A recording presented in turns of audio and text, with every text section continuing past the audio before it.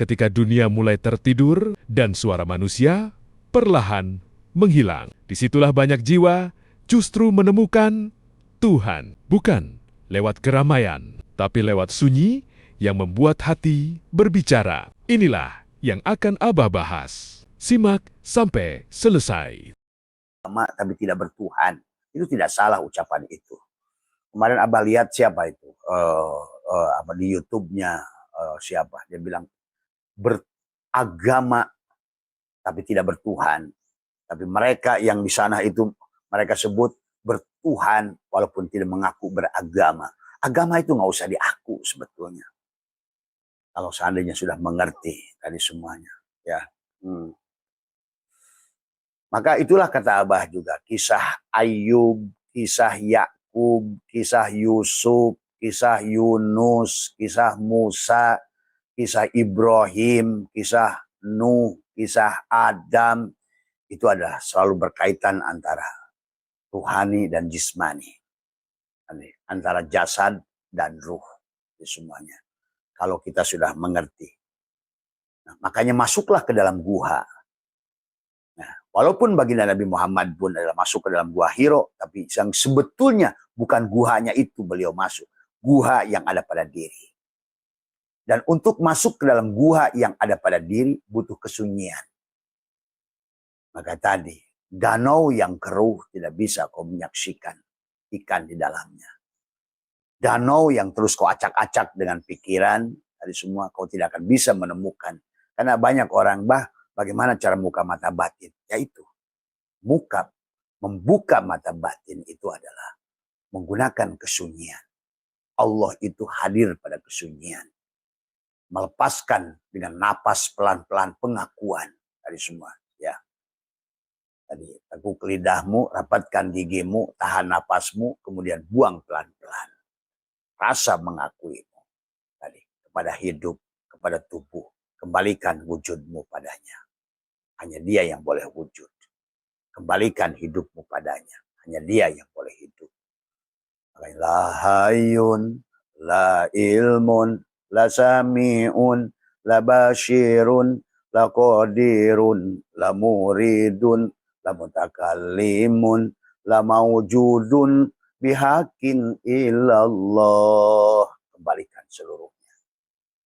Lepaskan dengan napas pelan-pelan. Allah. Tetapi sebelumnya adalah satukan dulu dualitas tadi semua. Tadi. Nakula sadewanya. Kanan kirinya. Tadi semuanya. Makanya kenapa orang tapa itu selalu begini. Tapa. Makanya di Pondok Pesantren Suryalaya itu disebut patapan Suryalaya, pertapaan. Maka di Abah ada patapan satu-satu dari semuanya. Patapan adalah bagaimana menyatukan dualitas di dalam dada di sini. Ya, silakan kamu ke negeri manapun. Mereka yang kholwat di dalam guha, ya adalah menyimpan tangan di dadanya. Semua.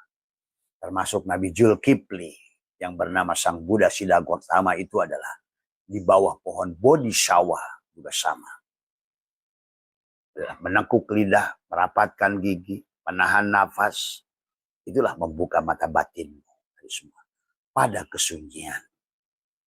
Karena danau hanya akan memantulkan adalah bintang dan bulan dari langit pada saat danau itu sudah jernih, bening dari semuanya, dari pengakuan. Yang membuat keruh diri kita adalah pengakuan. Maka itulah amaliyah di Zulhijjah ini adalah penyembelihan dari semuanya. Sapi yang tidak pernah digunakan untuk membajak, sapi yang tidak berwarna belang, tapi sapinya berwarna kuning, nah gitu.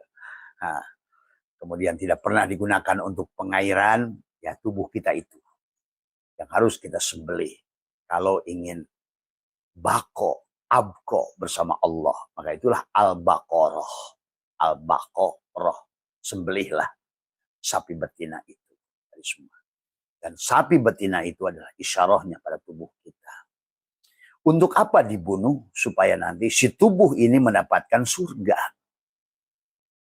Tuh, pahami sahabat. Menyatukan diri dohir dan batin itu bukan untuk membuang si tubuh. Supaya si tubuh justru bahagia. Supaya si tubuh justru mendapatkan luluberan dari semua. Namanya juga luber si tubuh dari semuanya. Maka berjalan kepada Allah itu tidak bisa dengan tubuh. Tapi nanti yang akan mendapatkan kenikmatan itu si tubuh juga. Tuh. Makanya Allah sampaikan tentang subhanalladzi asra bi abdihi lailan. Lailan. Lailan itu isim nakirah dari semua. Dan itulah kata bi abdihi itu adalah hamba. Kalau sudah hamba berarti ruh dan jasad. Tapi jasad yang dinafikan dari semuanya. Tekuk lidahmu, rapatkan gigi. Karena ini tentang setrum dan masa. Kita ini adalah harus jadi masa, harus kembali pada kosong, kata Abah juga. Maka setelah Syawal, setelah Ramadan ke-9, Syawal itu bulan ke-10, kosong. Maka perjalanan kita manusia dari alif menuju ya, ada 28 huruf, adalah 10 juga sama. Nah, itu. Barulah setelah kamu imsak, maka ada turun Al-Quran pada tubuhmu. Dan inna anzalnahu fi lailatul qadr. Wa ma adraka ma lailatul qadr. Lailatul qadri khairun min alfi syahr. Tanazzalul malaikat. Warruhu piha. Barulah tadi salamun hiya hatta matla'il fajar. Ya. Salamun. Nah, itulah berarti kalau begitu sudah selamat. Salamun dari semua. Maka pahami amalia-amalia yang sederhana, yang mudah, karena Allah menggunakan kata yusrun, bukan kata sahlun, apalagi usrun. Tuh. Dari semua. Dan Allah sudah mengatakan kasabah daripada iktasabah. Yang baik itu dengan kasabat, maka ada wajan fa'ala, ada asobah. Tetapi yang buruk itu Allah menggunakan iktasabat. Mengajarkan ifta'ala dengan wajan adalah ifta'ala, ada ijtihada. Makanya sebetulnya untuk susah itu butuh perjuangan. Untuk neraka itu butuh perjuangan. Karena Allah tidak membuka pintunya seolah-olah kamu harus berjuang dulu kalau mau berbuat dosa. Gitu kata Allah itu. Makanya sungguh aneh orang takut dengan neraka itu. Sungguh aneh orang takut dengan siksa kuburnya itu. Karena Tuhannya sudah menjaminmu dengan kalimat-kalimat yang nyata. Maka tadi fa'inna ma'al usri yusron itu kata Abah juga kenapa menggunakan harfu istinafin dan harfu taukidin, maka digabungkan dengan ma'a. Nah, itu fa'inna ma'al us'a itu. Itu pun sudah kenapa menggunakan dua isim nakiroh tadi untuk masalah, tapi isim ma'rifat untuk masalah, tapi kenapa ada dua solusi untuk ada dua isim nakiroh untuk solusi. Itu aja sudah lega rasanya. Apalagi lagi himpunlah semuanya dalam Bismillahirrahmanirrahim. Nah, tadi. Makanya tubuhmu sebelum melakukan holwat jadikan Fatihah. Karena Fatihah itu adalah kunci dari semuanya. Mobil tanpa kunci nggak bisa jalan. Kunci mobil tidak sebesar mobil. Tapi kunci itu penting. Kunci rumah tidak sebesar rumah. Ya. Tetapi tanpa kunci nggak bisa masuk rumah. Dan kunci berjalan pada Allah itulah suratul Fatihah. Fatihah. Makanya surat mufatahah. Muwajahah, mufatahah. Barulah duduk, mujalasah, kholwat. Kapan? Di gua diri. Dengan apa? Tawajuh. Bagaimana? Tekuk lidah, rapatkan gigi, tahan nafas. Pelan-pelan keluarkan. Cabutlah semua yang wanak tubuh maqaddamu wa asarohum. Kalau bahasa ilmu pengetahuan, DNA dan mitokondria. Ada mitokondria dalam diri kita yang merekam segala keburukan. Ingat itu. Makanya bergabung dengan orang buruk akan tercatat buruk di dadamu. Bergabung dengan orang yang gak yakin akan tercatat gak yakin. Doktrin ucapan dari orang tuamu, dari temanmu, dari lingkunganmu akan tercatat, sahabat. Ada mitokondria. Kalau hari ini ahli genetika mengerti. Itulah Rokib dan Atid dari semuanya. Yang akan mencatat dari semuanya. Maka orang yang sudah mengerti hakikat itu, sahabat, Maka dia tidak akan menghitung-hitung pahala dari semuanya. Tidak, hanya berbuat baik saja dari semuanya. Karena akan otomatis mitokondria akan mencatat pada DNA-mu itu dari semuanya. Apapun yang kamu bertemu dengan siapapun. Maka tadi, kenapa banyak dalam hadis, bersahabatlah dengan orang-orang yang senantiasa berbuat kebaikan. Bersahabatlah dengan orang-orang yang selalu mengingatkan engkau kepada Allah. Bersahabatlah dengan orang-orang yang penyayang. Bersahabatlah dengan orang-orang yang selalu membawamu pada yang menyatukan. Bersahabatlah dengan orang dengan hati yang lembut. Bersahabatlah dengan orang-orang yang sadar. Itu sebetulnya isyarahnya kepada kita, karena semuanya akan tercatat pada dadamu tadi. Wa naktubu ma qaddamu wa asarahum wa kulla syai'in ahsainahu fi imamin mubin. Karena disinilah proyektor semuanya. Maka kebahagiaanmu ada pada dada, juga kesengsaraanmu ada pada dada. Maka itulah tentang tadi. Kenapa Allah menggunakan istifham dalam a'lam nasrah itu tadi semua. Ya. Istifham digunakan oleh Allah itu adalah yang sifat takriri. Takriri adalah untuk adalah kalimat pernyataan, ya, karena saking pentingnya, saking ininya menggunakan kalimat bertanya, menyatakan dengan bertanya. Itulah tadi. Maka kembali lagi kata Abah juga, kalau ngerti huruf-hurufnya sebetulnya nyaman. Udah. Begitu kau baca Quran, ngertilah engkau siapa Tuhanmu itu. Siapa yang berkalam itu. Siapa yang berfirman itu. Bagaimana dia sayangnya kepadamu dengan menggunakan diksi-diksi yang sebetulnya dari hurufnya saja adalah memberikan ketenangan kepadamu. Hanya syaratnya satu saja. Kalau ingin bersamanya, makanya katakan Allahu waliyul ladina amanu yukhrijuhum minadz zulumati ilan nur. Dan Allah itulah yang membawa dari kegelapan menuju cahaya. Subhanalladzi asra bi 'abdihi lailan. Cuma syaratnya lailan. Kenapa lailan menggunakan isim nakirah adalah tadi. Dan kenapa kejadian waktu Mi'raj itu begitu sekejap? Karena isim nakirah, lailan. Karena menahan napasmu pun paling kuat 1 menit. Nah gitu. Tekuk lidahmu, rapatkan gigimu, tahan napasmu. Nah bicaralah engkau dengan. Dan kemudian perlahan keluarkan rasa jengkelmu, rasa marahmu, rasa bencimu, rasa dendammu. Hapuskan catatan-catatan. Itulah yang disebut menghapuskan karma pada catatan-catatan yang tercatat oleh mitokondria. Kalau ilmu pengetahuan menyebutnya mitokondria. Pada DNA, pada kromosom tubuh kita itu. Maka segala apa yang, coba aja kamu jajal kata Abah juga. Tulis 10 hal yang baik, tulis 10 hal yang buruk. Semuanya. Maka sesungguhnya kegagalan manusia itu adalah karena bergabungnya dengan orang gagal. Berkumpulnya kelompok orang gagal, itulah yang akan bawa kegagalan. Tadi semuanya. Tadi. Jadi karena hanya yang hidup yang bisa berpengaruh kepada yang hidup.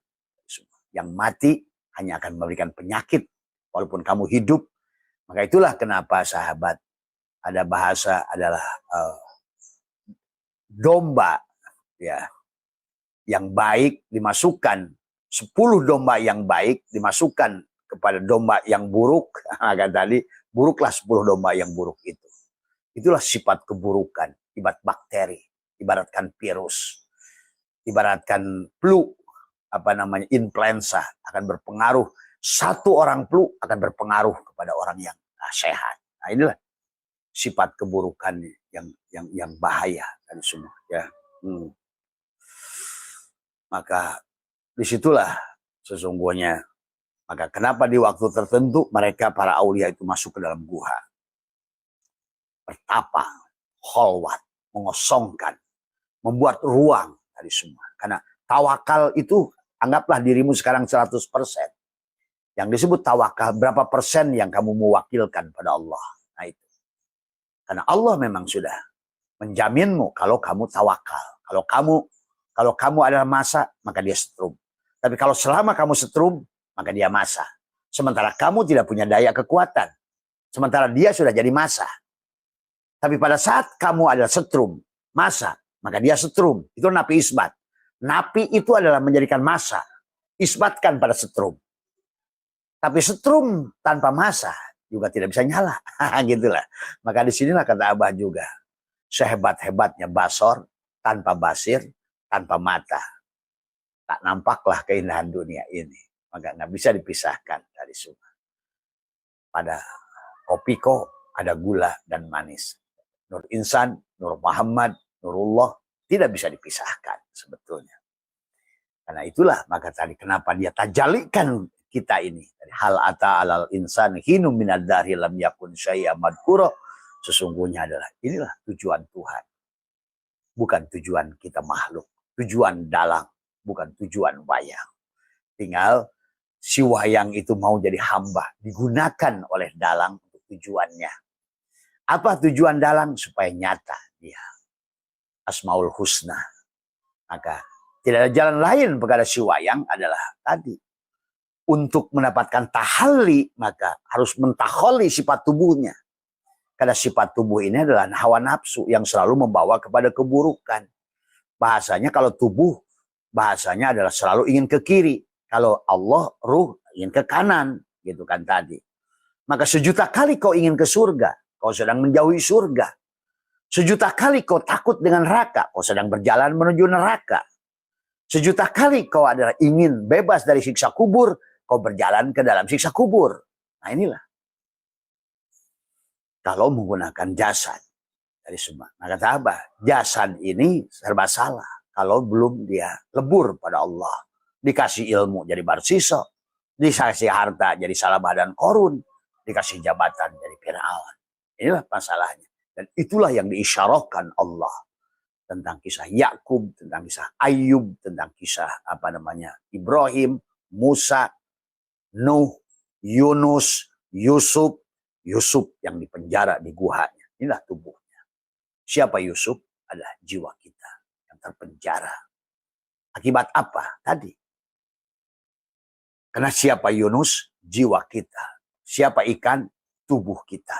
Itulah yang tadi semua. Nah, tugas kita di alam ini adalah mengembalikan inna lillah milik Allah wa inna ilaihi roji'un kepada pemiliknya.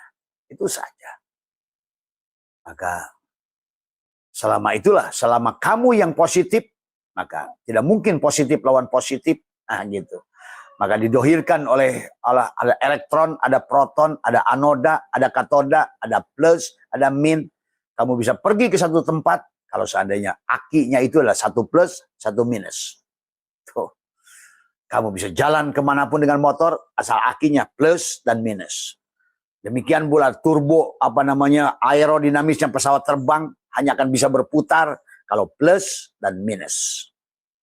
Dan kita manusia adalah harus la haula. Seberapa kuat kita la haula wala quwata. Artinya, seberapa besar ruang yang dilepaskan pada pengakuan pada diri kita. Karena sekarang sahabat, pada saat kita sudah lahir inilah sesungguhnya pengakuan itu muncul. Dulu sebelum SIM card itu dimasukkan ke HP, tubuh kita ini HP, sebetulnya SIM card itu sadar, ruh itu sadar, dia milik provider. Maka ditanya oleh provider, alastu birabbikum, maka SIM card itu masih menjawab, qalu bala syahidna tuh.